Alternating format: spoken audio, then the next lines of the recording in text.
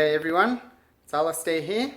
I'm just doing a couple of video series on how to convert a Spyderco Kapara into a bit more like my original Redback model. So there's going to be two parts. The first part is going to be adding a choil like this, and the second part is going to be how to swap over the backspacer to an aftermarket backspacer to get that bright red look. So follow along with this first video, which is about the choil, and if you've got any questions, leave them in the comments below. To do this mod, we're going to need a few little tools. First up is a diamond file. We need to use a diamond file because if we use a regular file, the regular file just won't cut hardened steel. So you need a diamond file that will be able to cut the hardened steel to add in the choil. This one is around 3 millimeters or about 1/8 of an inch in diameter across there. That produces a nice choil to give that ease of sharpening without being too large and removing too much of your cutting edge. The other things that we'll need is some sandpaper. This is 400 grit, and that's just to clean up the file marks afterwards and things like that. I'm going to use some tape to protect the blade edge, well, protect me from the blade edge really, rather than anything else. And of course, you're going to need a Spyderco Kapara. So let's get started with this mod and we'll see how it goes.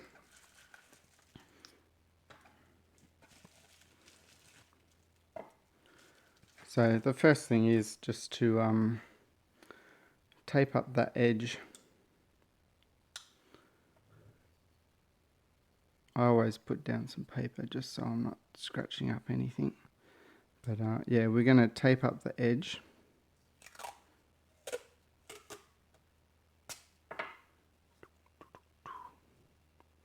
Like so. Just so that we are less likely to cut ourselves when we're doing this.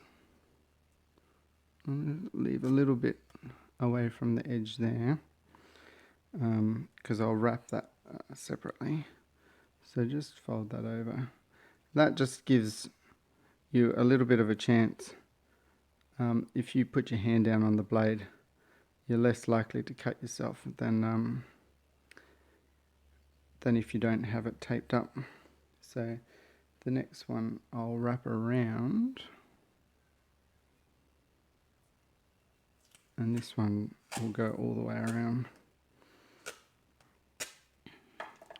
where the actual choil is going to go in. So I'll start by putting some just across there and fold it down that way and down that way. And what I really want to do is pinch in at the choil there so I can see where I need to cut in. Can you see how I've done that? So I can really see where that edge and the choil needs to be placed. And then that just protects the spine of the blade a little bit as well. You can wrap the whole thing. Let's do that actually, just so we don't scratch anything up.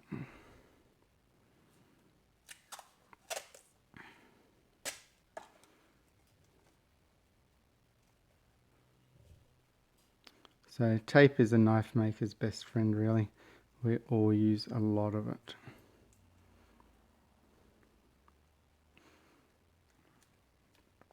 So now, using our diamond file, just put some extra padding down. What I use is my finger nail in there to align where the file needs to go. If you can see that right on the edge there, I'm going to start filing in so that the width, I'll make it so you can see.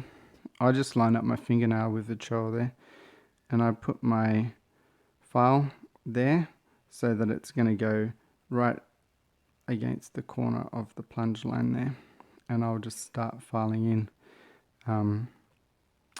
How far you go in, you want to go in about half the distance of, or equal to the radius of the file. So this is 3mm roundabouts, so we'll go in about 1.5. It's kind of just for aesthetics. You don't want a big deep U-shaped one, and you don't want one that's too shallow as well. So it's just kind of go for a bit, see how it looks, and go for a bit more. You don't need to put it in a vise or anything like that for this. It's just a matter of a few strokes. Once you get going, you'll be able to get your fingernail out the way, because there'll be a nice little groove for you.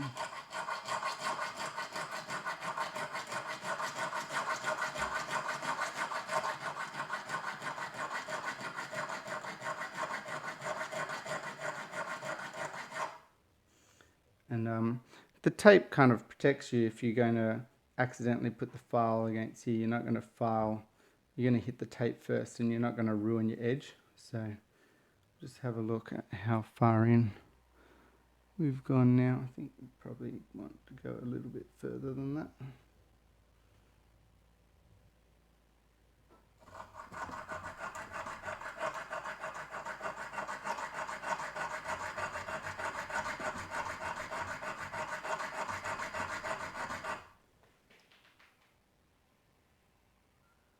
So you can check how far you've gone in. I still want to go a bit further than that.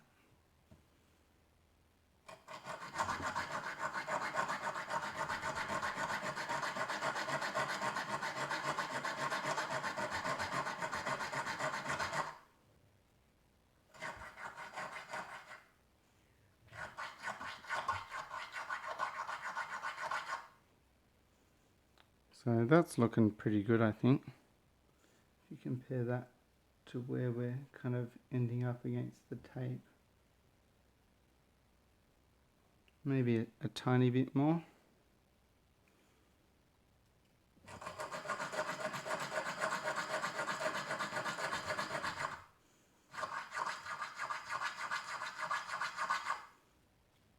And I guess you just want to be careful and make sure that you're going square to the blade. You're not at an angle like that, square across.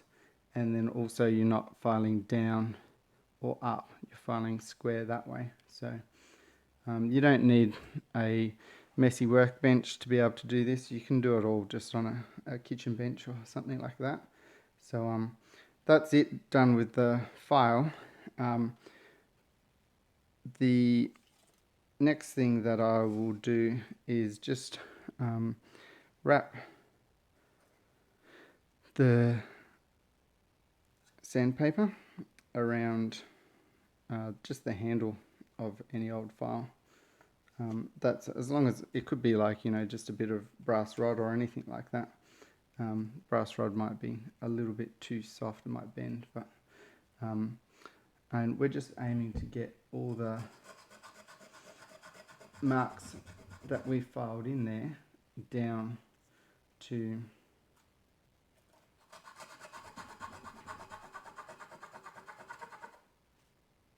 a nice finish in there. We don't want to leave any really deep scratches. So just a little bit more, it doesn't take much.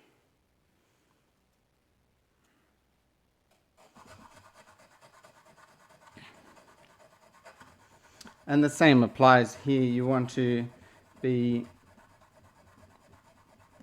making sure that you're not going at an angle. You want to be square to the blade, and you want to be not going up and down or anything like that. So that's looking pretty good. You can see in there. It's a lot shinier now than what it was before. So now you can unwrap all your tape.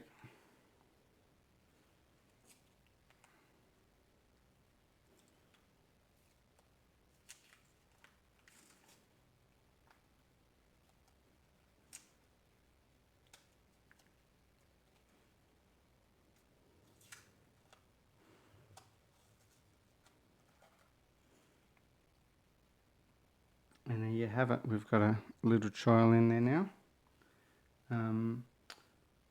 Sometimes you can get a burr if you feel that on the side.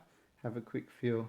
You can just rub the sandpaper across the edge there and get that burr out. This one's pretty good as it is, I think.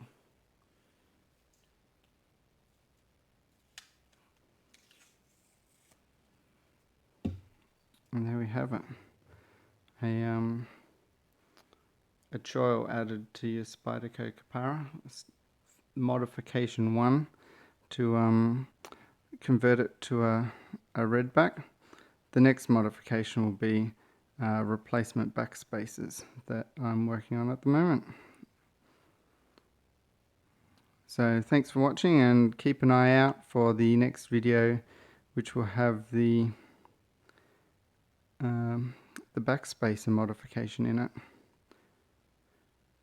So one of the reasons I also suggest doing this with the file rather than something like a Dremel, it's very easy with a Dremel to lose control. If you're got one of those diamond bits in a Dremel going this way, it's very easy to just and lose your edge because of the rotation of the Dremel. And as you can see, it really didn't take very long to file it in. So yeah, I think the file gives you a little bit of extra control, and yeah, it doesn't take too long. So I think it's a good modification, very easy to do, and there you have it. A Spyderco Kapara with a sharpening choil. So once you've done the choil modification, you just want to clean up any of that tape residue. I use just some metho, just a little bit of metho to clean that up with some paper towel. Just clean up the blade. Make sure you don't cut yourself. Oh, came very close there. Look at that. Yeah, they're nice and sharp.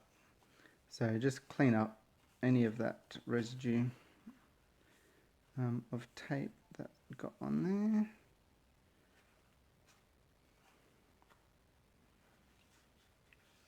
Quick wipe with the dry bit.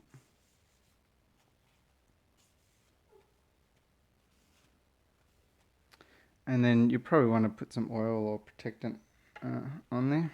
I'll use been trying out this stuff, so I'll give that a quick spray off camera. Sorry.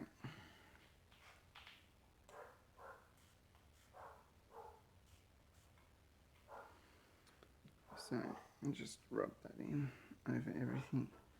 Try and get it in the choil there, because that's freshly exposed still. Everything else probably had a chance to kind of form a little bit of oxide barrier, but that's kind of really freshly exposed steel. And then yeah, I'll just wipe that off. Maybe try and get it in there in the choil a little bit, but just wipe that all off.